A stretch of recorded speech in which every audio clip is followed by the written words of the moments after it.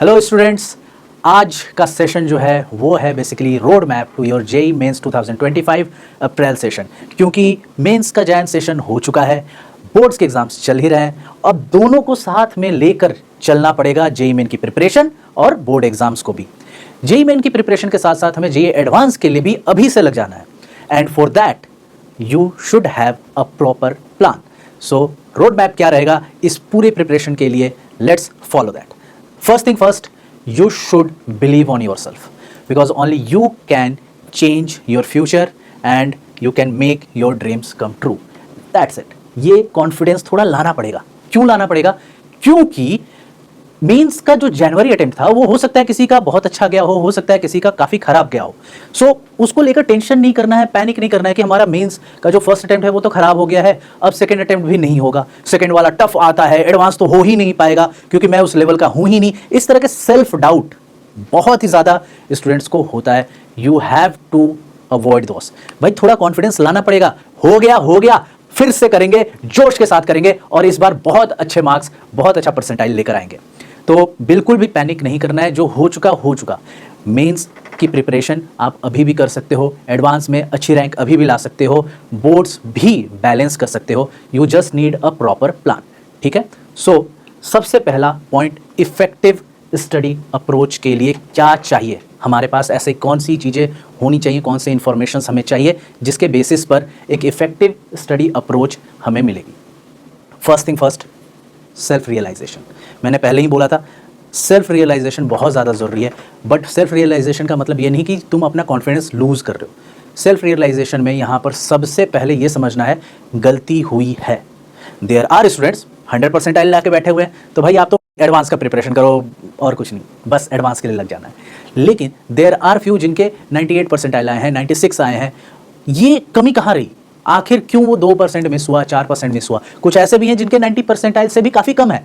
क्यों हुआ ऐसा? आखिर क्या गलती करी? That you have to identify. हमने सिलेबस कंप्लीट नहीं किया था, बहाने नहीं मारने हैं कि सर आउट ऑफ सिलेबस आ गया या प्रिपेयर नहीं था, मैं फॉर्मूला भूल गया, वहां पे जाके फॉर्मूला भूल गया। सब कुछ प्रिपेयर था लेकिन वहां जाके फॉर्मूला भूल गया और याद आ रहा था बट मैं कर नहीं पाया, कैलकुलेशन मिस्टेक्स हो गई। ठीक है, इस तरह की कुछ चीजें हैं जो मिस आउट हुई हैं। Accept it, don't make any excuse, don't be like कि सर वो पैनिक हो गया था, ये सब कुछ नहीं।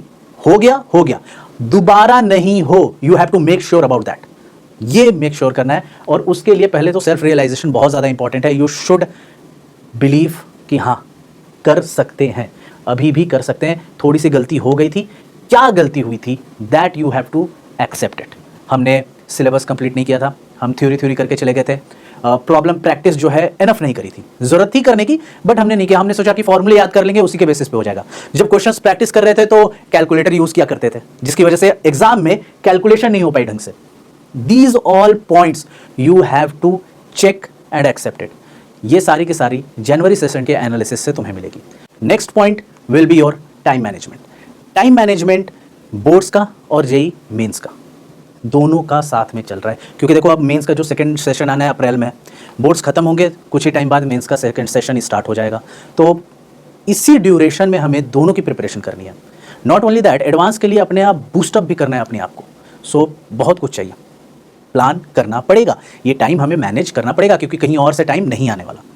Right. Next, analysis of January session बहुत इंपॉर्टेंट है, क्योंकि इस एनालिसिस में तुम्हें पता होना चाहिए कि जो मिस्टेक्स करी हैं वो किस तरह की करी हैं। क्या हमने कोई कॉन्सेप्चुअल मिस्टेक करी है, या फिर हमने कैलकुलेशन मिस्टेक करी है, या फिर हमारी मेमोरी में कुछ प्रॉब्लम हो गई थी, यार दिमाग काम नहीं कर रहा था, पैनिक कर गए थे, वी फॉरगॉट सम कॉन्सेप्ट्स। हुआ क्या था एग्जैक्टली? क्यों 10 क्वेश्चंस अटेम्प्ट किए थे, 10 क्वेश्चन नहीं किए थे, 5 गलत हो गए? इस तरह से क्यों हुआ? वो गलत क्यों हुए? कहीं पर कुछ तो गलती हुई होगी, कुछ तो गलत समझा होगा, लैंग्वेज इशू आ गया, तुमने मीनिंग कुछ और समझ लिया।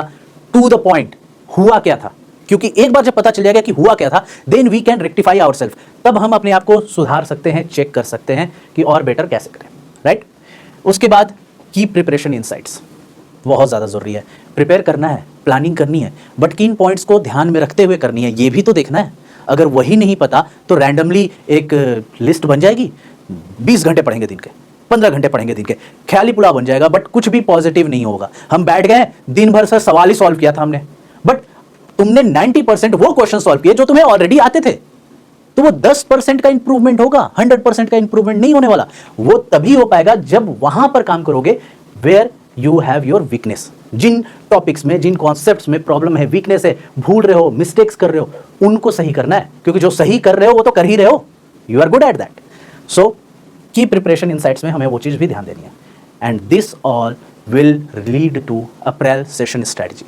कैसे पढ़ना है, क्योंकि अब अप्रैल सेशन के लिए जब आप काम करोगे तो आपको बोर्ड्स का भी ध्यान देना है, साथ में जो एडवांस होगा उसके बारे में भी सोचना है, एंड साथ में आपका जो मेंस वाला पार्ट है वो भी देखना है। यानी बहुत सारी चीज़ें हैं जिनको साइमल्टेनियसली प्रोसेस करना है, तो स्ट्रैटेजी में वो चीज़ ध्यान रखनी पड़ेगी। एंड सबसे ज़्यादा की इंपॉर्टेंट इस पूरे प्रोसेस का, तुमने पढ़ लिया, क्वेश्चन सॉल्व कर लिया, लेकिन तुम टेस्ट नहीं कर रहे हो, तो बहुत बड़ी प्रॉब्लम है। प्रैक्टिस टेस्ट एंड एनालिसिस बहुत ज़्यादा ज़रूरी है। आप एनालाइज करोगे टेस्ट को, तभी पता चलेगा कौन से कॉन्सेप्ट आप भूल रहे हो। बिकॉज ऐसा नहीं होता दोस्त कि आप पूरा का पूरा चैप्टर भूल गए। अगर मैं एग्जांपल ले लूँ केमिस्ट्री में, इलेक्ट्रोकेमिस्ट्री, तो इलेक्ट्रोकेमिस्ट्री में नर्स इक्वेशन सबको याद होती है, सबको वो लाइन याद रहती है, greater the SRP value greater will be tendency to get reduced. लेकिन भूलते कहां पर है, वो लेड स्टोरेज सेल जो है वो भूल गए, फ्यूल सेल भूल गए, कोरोजन वाला पार्ट भूल गए, कंडक्टेंस को सॉल्व कैसे करना है वही भूल गए, मोलर कंडक्टेंस और नॉर्मल कंडक्टेंस में आप भूल गए, हो क्या रहा है। ये चीजें अगर भूल रहे हो तो इन पे एक्स्ट्रा टाइम देने की जरूरत है, इनको और ज्यादा प्रैक्टिस करने की जरूरत है। ये केवल और केवल तभी पता चलेगा जब आप प्रैक्टिस करोगे, कुछ टेस्ट्स का, कुछ एग्जाम्स दोगे, अदरवाइज बहुत ही ज्यादा प्रॉब्लम होगी, राइट।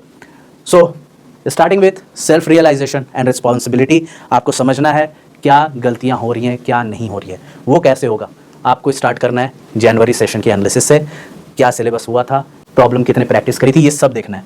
तो आप जनवरी सेशन के अपने अटेम्प्ट को चेक करोगे कि कितने क्वेश्चंस आपने अटेम्प्ट किए थे, ठीक है, कितने आपने मिस कर दिए, काइंड ऑफ रिव्यू के लिए मार्क किया था बट आप कर नहीं पाए, फिर भी मतलब ऐसे क्वेश्चंस जो रिव्यू लायक थे, जिनको थोड़ी सी हम टाइम देते तो शायद और कर सकते थे, या फिर कितने क्वेश्चंस आपने कंप्लीटली छोड़ दिए। तो क्यों छोड़े, you have to check that, okay. अगर मिस हुआ है, कोई चीज़ छूटी है तो क्यों छूटी है, ये रीजंस जानना जरूरी है, क्योंकि जब पता होगा तभी आप कोई काम कर पाओगे, वहां पे नहीं पता होगा नहीं हो पाएगा, ठीक है। सो ये एनालिसिस बहुत ज़्यादा जरूरी है। उसके बाद ऑनेस्टी चाहिए। आर यू श्योर सारा का सारा सिलेबस कवर किया था? नहीं किया था तो कितना किया था? कौन से चैप्टर्स थे जिनको छोड़ कर गए थे? देयर आर स्टूडेंट्स, तुम्हें पता है, खुद जानते हो कौन कौन है जिसने कुछ चैप्टर्स छोड़ ही दिए थे। भाई हमें करना ही नहीं है, रिजिड बॉडी डायनेमिक्स फिजिक्स में करना ही नहीं है, हमसे होगा ही नहीं, बहुत टफ आता है, दिमाग में लेके बैठ गए और उसको अटेम्प्ट किया। आयनिक के सवाल आएगा हम छोड़ देंगे, प्रिपेयर ही नहीं करेंगे, थर्मोडायनेमिक्स छोड़ देंगे। देयर आर टॉपिक्स जिसको तुम लोगों ने मिस किया है, उसको इग्नोर किया है, एंड यू नो दैट। वो चीजें यहां पर चाहिए, वो लिस्ट ऑफ टॉपिक्स, चैप्टर्स की लिस्ट बना लेनी है कि हाँ ये चीज छोड़ी थी, इस बार नहीं छोड़नी है। एडवांस के लिए भी एकदम अच्छे से प्रिपेयर करके जाएंगे, आने दो सवाल करके रख देंगे एकदम। प्रॉब्लम्स कितनी प्रैक्टिस करी थी, क्या आपने हर पेपर पर जो भी रिक्वायर्ड है 50 क्वेश्चंस हो या 100 क्वेश्चंस हो, डिपेंडिंग ऑन योर नीड। ऐसे हो सकता है कि देयर आर फ्यू टॉपिक्स जिस पे तुमने 2 सवाल किया होगा और छोड़ दिया होगा, आता है, हमें आता है, हमें जरूरत नहीं है, हमें याद है, ये सब नहीं। You have to be sure कि क्वेश्चन आएगा, then you are able to relate to that, ये सब चाहिए, ठीक है। Honesty in mock test. Honesty का यहां पे मतलब ये नहीं है कि तुम चीटिंग कर रहे थे, तुम किताब खोल के बैठ गए हो, एग्जाम दे रहे हो, ऐसा नहीं। ऑनेस्टी इन द टेस्ट कि आप जब एनालिसिस कर रहे हो तो आप केवल ये नहीं देख रहे हो कि क्वेश्चन हमने कौन कौन से छोड़े हैं, कौन कौन से किए हैं। No, what you are actually checking here कि जो क्वेश्चंस अटेम्प्ट किए थे और वो सही हो गए उसके आंसर, क्या वो तुमने खुद सॉल्व किए थे या यहां पर केवल गेस वर्क था। फॉर एग्जाम्पल, हमारे पास एक क्वेश्चन आया, हमने देखा ऑर्गेनिक का सवाल है, उसमें कुछ Br2H2O के साथ रिएक्शन करवा रहे हैं, हमने ट्राई सब्स्टिट्यूशन कर दिया बट पता ही नहीं क्यों किया, ऑप्शन मैच कर दिया, लग रहा है आंसर होगा, हमने मैच कर दिया। ये एग्जाम में अगर आएगा तो वहां पे भी ऐसी गेस वर्क करोगे और वो गेस वर्क तुम्हारे लिए बेनिफिशियल नहीं होगा, क्योंकि वो सही हो भी सकता है, नहीं भी हो सकता है। हमें अपने आप को कॉन्फिडेंट बनाना है इस चीज़ में कि हम जो अटेम्प्ट कर रहे हैं वो सही हो। भाई एक्यूरेसी लानी है। हर बार ऐसा होता है कि हमने 20 अटेम्प्ट किए, 20 के 20 सही हैं, और उन लोगों के कहीं ज़्यादा स्कोर आएंगे जो 25 अटेम्प्ट कर रहा है। कई ऐसे भी होंगे जहां पे केवल 16 क्वेश्चंस इन्होंने अटेम्प्ट किए, 16 के 16 सही हैं। बेटर आएगी भाई रैंक, वो परसेंटाइल बेटर आएगी, आपकी मार्क्स बेटर आएंगे उनसे जो 25 के 25 अटेम्प्ट कर रहे हैं और उसमें से कई सारे गलत हो रहे हैं, क्योंकि आधे तो उन्होंने गेस वर्क में किए थे। ये नहीं करना है। तो ऑनेस्टली मॉक टेस्ट जब आप दे रहे थे तो कितने क्वेश्चंस को आपने ईमानदारी से सॉल्व किया था? आपने सॉल्व किया था, आपने वहाँ पे गेस वर्क नहीं किया था, बिना मतलब के राउंड ऑफ नहीं कर दिया था। वो सब चीज़ें अवॉइड करनी है। कुछ ऐसे भी होंगे जो मॉक टेस्ट को जल्दी जल्दी, नहीं 3 घंटे का मॉक टेस्ट है, टाइम ज़्यादा लग रहा है, मैं 3 घंटे में 2 पेपर करूंगा। और कैसे करूंगा? तो सवाल पढ़ लिया, हाँ इसके अंदर ये वाला फॉर्मूला लग जाएगा, सॉल्व कर दूंगा तो आंसर आ जाएगा। ये वाला भी नहीं चाहिए, क्योंकि अगर आपको पता है कि ये फॉर्मूला लगेगा, बट अगर प्रैक्टिस नहीं कर रहे हो तो कैलकुलेशन की बहुत ज्यादा प्रॉब्लम हो जाएगी। एग्जाम में कैलकुलेट कर ही नहीं पाओगे, क्योंकि आदत ही नहीं है। तो ये सब चीजें दोबारा नहीं करनी है। एक बार गलती होगी, अब दोबारा ये गलती नहीं करनी है। नेक्स्ट, बोर्ड एग्जाम का आपका प्रिपरेशन का स्टेटस क्या है? मतलब कितने PYQs आपने सॉल्व किए हुए हैं, इसके कितने प्रीवियस ईयर क्वेश्चन सॉल्व किए हुए हैं, कितने आपको याद हैं। नॉट ओनली दैट, कितनों के आपने सॉल्यूशन खुद लिख के प्रैक्टिस किया है। क्या सॉल्यूशन लिख के प्रैक्टिस किया भी है, या बस वो कॉपी किताबें खोल ली जिसके अंदर सॉल्यूशन लिखा होता है, सर मैंने तो क्वेश्चन देखा, उसका सॉल्यूशन इस बुक से पढ़ लिया सो मुझे आता है। नहीं आता है, ये तुम भूल जाओगे। याद तभी रहेगा जब उसको खुद से एक बार लिखोगे। सॉल्यूशन पढ़ लो, कोई प्रॉब्लम नहीं है, बट पढ़ने के बाद you have to write it in your own words, यानी कि सॉल्यूशन की लिखने की प्रैक्टिस करनी है बोर्ड्स के लिए। अगर नहीं करोगे तो वो प्रॉब्लम है। यहां पर भी अगेन हमें ऑनेस्टी चाहिए कि are you able to write theoretical questions, उनके आंसर्स जो हैं आप ढंग से लिख पा रहे हो। जैसे कि अगर बहुत सिंपल वे में पूछूं, जैसे तुमसे बोल दिया गया कि व्हाट इज मोल, ठीक है, मोल सर क्या पूछ रहे हो, बहुत अच्छा है, याद है यार, mole equals to mass by molecular weight, right. Moles equals to mass by molecular weight, यही तो होता है। आपके स्कूल एग्जामिनेशंस में ये नहीं चलता ना, वो केवल फॉर्मूला लिख दोगे, आधा नंबर मिलेगा। You have to write the complete definition, ठीक है, वो पूरा डेफिनेशन, कार्बन 12 आइसोटोप में कितने पार्टिकल्स हैं, वो सब पूरा कहानी लिखनी पड़ेगी। जब लिखोगे तभी फुल मार्क्स मिलते हैं।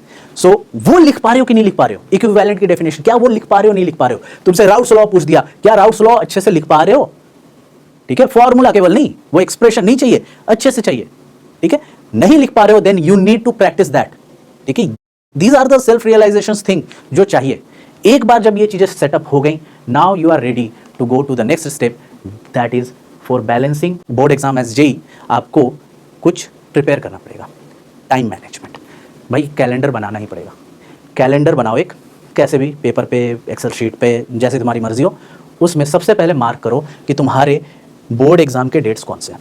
मार्क कर लिया, now you have a rough idea कि 2 एग्जाम्स के बीच में कितना ड्यूरेशन है।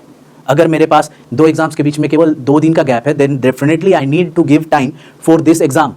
लेकिन अगर 4 दिन गैप है तो इस 4 में से हो सकता है मैं 1 दिन पूरा, 1 से 2 दिन हो सकता है मैं पूरा, based on the preparation level status के क्या सिनेरियो है, मैं पूरा जेईई एडवांस या मेंस की प्रिपरेशन के लिए दे सकता हूँ। सो वो गैप का आइडिया जब एक बार हो जाएगा, then you can process is in a better way कि तुम्हारे पास अवेलेबल टाइम कितना है। जैसे ही वो हो गया, अब उसमें मार्क करो वो डेट्स जहाँ पे तुम मॉक टेस्ट दोगे, ठीक है, किन डेट्स को मॉक टेस्ट दोगे। इससे ये सेटअप हो जाएगा कि हम मेंस सेकंड अटेम्प्ट तक या एडवांस तक भी कितने एग्जाम्स दे सकते हैं, कितने हमारे पास ऐसे स्लॉट्स बाकी हैं जहां पर एग्जाम दे सकते हैं। Next, concept revision slots. देखो, जब आप बोर्ड्स की प्रिपरेशन कर रहे हो, बोर्ड्स में तो 12th वाला ही टॉपिक आना है, तो इस बोर्ड्स की प्रिपरेशन में ही जो क्लास 12th के टॉपिक्स हैं वो तो कुछ हद तक तो प्रिपेयर हो जाएंगे। You will be at least theoretical तो क्लैरिटी आ ही जाएगी, कॉन्सेप्चुअल थोड़ी सी क्लैरिटी आ ही जाएगी, बोर्ड के लिए प्रिपेयर कर रहे हो तो 12th का तो हो जाएगा। लेकिन यहां पर आपका क्लास 11th वाले जो टॉपिक्स हैं, दीज आर पेंडिंग। तो ये अगर पेंडिंग है तो इनके लिए you need to assign time slots. तो जो 2 डेज के बीच में गैप्स हैं उनको डाल सकते हो। नॉट ओनली दैट, अगर हो पाए तो ये तो यार पक्का करो, डेली 20 मिनट्स दो आप इनऑर्गेनिक के लिए, और कुछ और नहीं, एनसीईआरटी ज्यादा नहीं बोल रहा हूं, बस 20 मिनट्स दे दो डेली। डेली 20 मिनट्स देना है इनऑर्गेनिक की प्रिपरेशन के लिए, इनऑर्गेनिक की एनसीईआरटी रीड करने के लिए, वहां पे जो रिएक्शंस है वो याद करने के लिए, जो प्रॉपर्टीज दे रखी हैं वो याद करने के लिए, दैट्स इट। इनऑर्गेनिक में स्पेशली वो जो पीरियोडिक प्रॉपर्टीज, ब्लॉक एलिमेंट्स, ये सब है वहां पर, क्वालिटेटिव एनालिसिस वाला पार्ट, इनको एक बार रीड करने के लिए टाइम होना चाहिए, ताकि कुछ चीजें कम से कम फैमिलियर तो रहो। भूल याद तो किया होगा सेशन 1 के लिए, जनवरी के लिए तुमने याद किया होगा, बट वो सब भूल रहे होगे यार, दिमाग से निकल रहा होगा, बहुत लंबा टाइम है। तो अगर भूल रहे होगे तो वो वापस से रिकॉल हो पाए, रिवाइज कर पाओ, for that you need to assign time. 20 नहीं हो सकता, 15 मिनट ही दो यार, बट दो जरूर, ठीक है? 10-15 मिनट भी दे दो, असाइन कर दो डेली, रात को सोने से पहले या सुबह उठने के बाद या दोपहर में लंच के बाद, जब तुम्हें लगे, असाइन दिस टाइम, ठीक है? ये नुकसान नहीं करने वाला कुछ, ठीक है? नेक्स्ट आगे बढ़ते हैं, जेईई मेन जनवरी सेशन की एनालिसिस बहुत ज़्यादा इंपॉर्टेंट है। ये एनालिसिस में अगर तुम देखो तो हमें पता चल रहा है कि फिजिक्स के केस में रे ऑप्टिक्स भर के आया था, फिर रोटेशन जो है वो कम आया था as compare to units and measurement. ये जो यूनिट्स एंड मेजरमेंट वाला पार्ट था उससे कम आया था रोटेशन के सवाल, यानी कि यूनिट्स एंड मेजरमेंट से पिछले साल भी आया था, भर के आ रहा है हर सेशन में, मतलब 1 2 2 2 ये एक, मतलब एक सवाल तो आ ही रहा है यार। तो अगर यूनिट्स एंड मेजरमेंट पे थोड़ा सा ध्यान दे दे, कोई बड़ा टॉपिक नहीं है, इजी सा है, तो रोटेशन से ज्यादा मार्क्स आने के चांसेस वहां पे भी हैं। तो अगर तुम प्रिपेयर्ड नहीं हो, तुमने यूनिट एंड मेजरमेंट छोड़ दिया था मेंस की प्रिपरेशन के टाइम में, इस बार कर लेना, ठीक है? इस बार अच्छे से कर लेना। अब देखो, रे ऑप्टिक्स हमेशा नहीं आता था, इतना ज्यादा है, लगभग 23 क्वेश्चंस आए हैं इस पूरे जनवरी सेशन में, जनरली नहीं आता था इतना, बट आया है इस बार। जब आया है तो हमें थोड़ा देखना पड़ेगा। देन इलेक्ट्रोस्टैट से सवाल आए थे, वर्क पावर एनर्जी से, ये थर्मोडायनेमिक्स से भी आए थे, और इस थर्मो को ना थोड़ा ध्यान देना है। क्यों स्पेशल अटेंशन क्यों देनी है थर्मो को? क्योंकि ये एक ऐसा चैप्टर है जो फिजिक्स में भी है और केमिस्ट्री में भी है, मतलब एक जगह पे प्रिपेयर करके दोनों जगहों पर तीर मार सकते हो, एक तीर से दो शिकार, थर्मो करने से करना है, ठीक? आप ऐसे देख सकते हो, करंट इलेक्ट्रिसिटी भी आ रहा है, कुछ ऐसे टॉपिक्स है जिनसे सवाल नहीं भी आए हैं, काफी कम आए हैं, तो इनको ऐसा नहीं है कि आप इग्नोर कर दोगे, क्योंकि कहीं कहीं आए हैं, एक सवाल दो सवाल। अब जैसे कि मैं बात करूं एटम्स की, तो सॉरी केटीजी की, तो काइनेटिक थ्योरी ऑफ गैसेस जो है वो एक दिन 2 सवाल आए हैं, बाकी में 0-0 आ रहे थे। तो इस पूरे सेटअप को अगर देखा जाए, जब एनालिसिस करोगे तुम, देन यू कैन अंडरस्टैंड कि मेंस में हम इग्नोर नहीं कर सकते। मेंस में चीज़ें इग्नोर करना is not a good thing. आपके जो चैप्टर्स हैं वो ऐसा नहीं है कि इसी से आएंगे, कुछ नए भी आ जाते हैं, तो अगर ऐसा है तो थोड़ा प्रिपेयर रखना पड़ेगा। नेक्स्ट, अगर मैं केमिस्ट्री की बात करूं तो जीओसी से हमारे 25 क्वेश्चंस आए हैं, और ये बहुत ज़्यादा है बाकियों से। जैसे इलेक्ट्रो और रेडॉक्स को मिला दिया तो 17 सवाल आए हैं भाई, 25 आ गए हैं जीओसी के। थर्मोडायनेमिक्स से भी 17 क्वेश्चन आए, देखो फिजिक्स में भी इंपॉर्टेंट है, केमिस्ट्री में भी इंपॉर्टेंट है, भर के सवाल आए हुए हैं। उसके बाद halo alkane, hello Erin, equilibrium से यानी कि केमिकल प्लस आयनिक सवाल आए हैं, एक सवाल तो आया ही है हर रोज, ठीक है? ऐसे ही डीएफ ब्लॉक से भी सवाल आए हैं, डीएफ ब्लॉक और कोऑर्डिनेशन कंपाउंड्स एक साथ लेकर चलो, एक साथ इनको प्रिपेयर करो एक तरीके से, ठीक है? कोऑर्डिनेशन से सवाल आए ही आए हैं हर सेशन में, ठीक है? तो इनको ध्यान में रखना है। अगर कुछ इग्नोर करने वाला है तो वो ऐसे चैप्टर से जो ऑलरेडी प्रिपेयर हो जाएंगे तुम्हारे बोर्ड्स के लेवल पे, ठीक है? तुम अल्कोहल फिनॉल ईथर छोड़ के तो नहीं जाने वाले बोर्ड्स में, है ना? प्रिपेयर्ड। क्वालिटेटिव एनालिसिस अभी तुमने प्रिपेयर किया था अपने प्रैक्टिकल के लिए, ठीक? मोल कॉन्सेप्ट रिवीजन हल्का सा हो जाएगा, कोई बड़ी चीज़ नहीं है, मुश्किल से 2 घंटे लगने हैं, सब खत्म, एक शॉर्ट वीडियो देखेंगे उससे हो जाएगा, ठीक? नेक्स्ट, बायोमॉलिक्यूल्स अभी बोर्ड्स की प्रिपरेशन में हम कर ही लेंगे।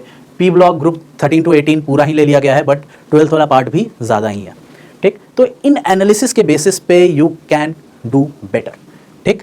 मैथ्स में भी बात करें तो हमने पूरे लाइव सेशन में भी बात करी थी, 3D सवाल आएगा ही आएगा, तो ये ध्यान देना था कि 3D इंपॉर्टेंट है। मैट्रिसेस के बारे में बोला था, तो मैट्रिसेस एंड डिटर्मिनेंट्स जो है सवाल आना ही आना है। सीक्वेंस एंड सीरीज से सवाल भर भर के आए थे इस बार। तो ये जब टॉपिक्स हमारे पास हैं तो क्यों ना इनको यूज किया जाए, है ना? यूज दोस्त। अब ऐसा नहीं है कि आप लाइन से चालू हो गए, सर सबसे ज्यादा क्वेश्चंस आए थे मैट्रिक्स एंड डिटर्मिनेंट, मैं आज मैट्रिक्स एंड डिटर्मिनेंट लेके बैठूंगा, नहीं, ऐसा नहीं करना है। यू हैव टू चेक कि ये जो टॉप 10 चैप्टर्स हैं इनमें से कौन सा वाला वीक है या किसको तुमने लास्ट टाइम छोड़ दिया था, डू दैट। क्योंकि जो एक बार कर चुके हो वो तो हल्का फुल्का तो रहेगा ही साथ में, वो तो है ही कुछ, अगर है तो हल्का सा रिवीजन करते ही वापस से रिकॉल हो जाएगा, लेकिन जिसको एकदम इग्नोर किया था वो हल्के से रिवीजन से ही वापस नहीं आएगा। So we have to prepare according that. Next, key preparation insights क्या हैं अप्रैल सेशन के लिए, क्या चीज़ें ध्यान रखनी है? सबसे पहला पॉइंट, कंपटीशन लेवल। भाई कंपटीशन लेवल जो है वो ज़्यादा होगा, क्यों? क्योंकि ऐसे में जो ड्रॉप ड्रॉपर्स हैं, ड्रॉपर स्टूडेंट्स हैं, वो भी अब फुल फ्लेज्ड प्रिपेयर होके आए होंगे। जिन्होंने 1 ईयर प्रोग्राम में प्रैक्टिस करी होगी, ज्वाइन किया होगा, उनकी भी सिलेबस अब कम्प्लीटली खत्म हो चुकी होगी, अच्छे से प्रैक्टिस भी कर चुके होंगे। अब ये आ रहे हैं तुम्हारे कंपटीशन में सही मायने में, तो इस वजह से कंपटीशन तो थोड़ा बढ़ेगा, यानी कि उसके लिए हमें प्रिपेयर करना ही पड़ेगा।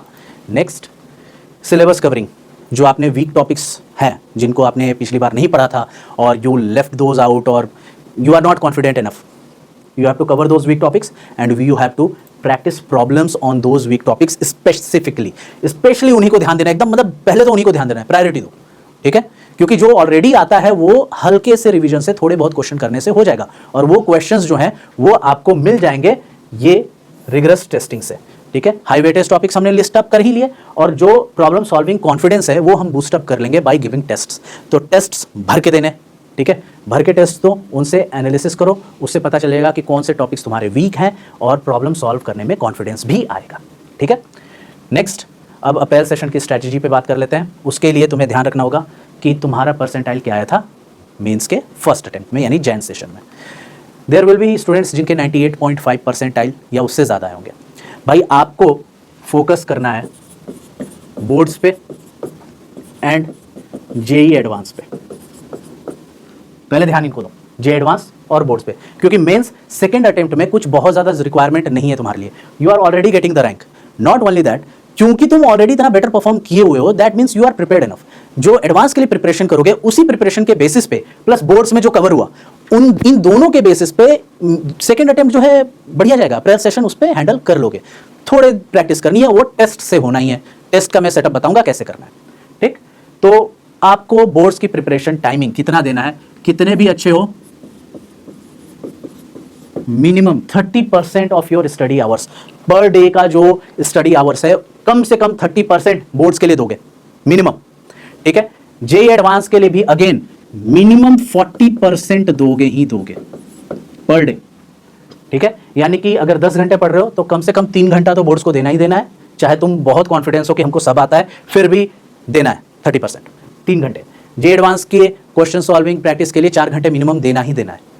अब ये जो बीच के 10 घंटे पढ़ रहे थे 7 घंटे हो गए, ठीक है, 3 बज गए।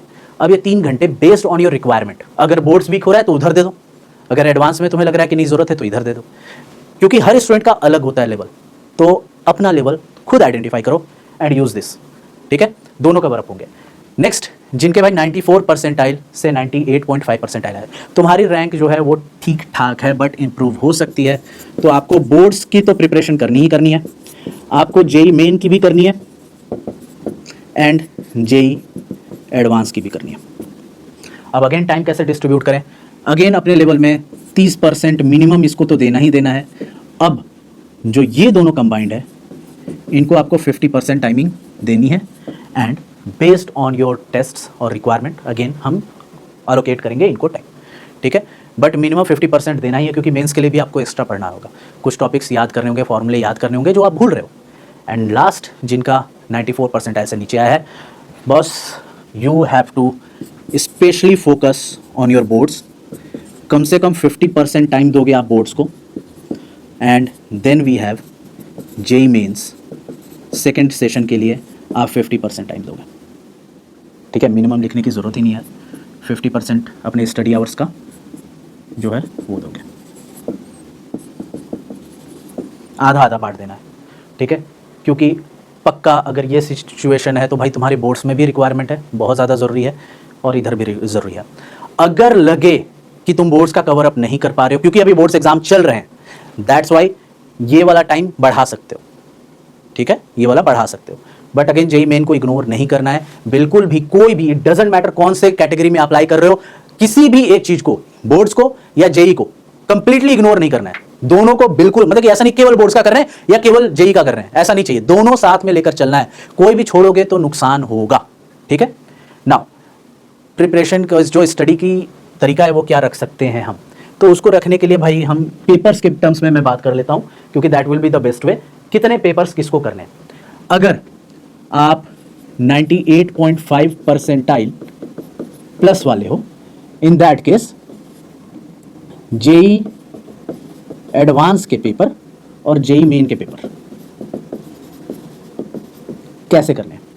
आप 4 पेपर करोगे जेई एडवांस के, तो 1 पेपर करोगे जेई मेंस के, ठीक है। फॉर दिस ये कैटेगरी वाले जो हैं इस तरह से, ये वाले जो हैं जो कि 94 परसेंटाइल, सो 98.5 परसेंटाइल वाले हैं, भाई आप अगर 2 पेपर एडवांस के कर रहे हो तो 1 पेपर आपको मेंस का करना है।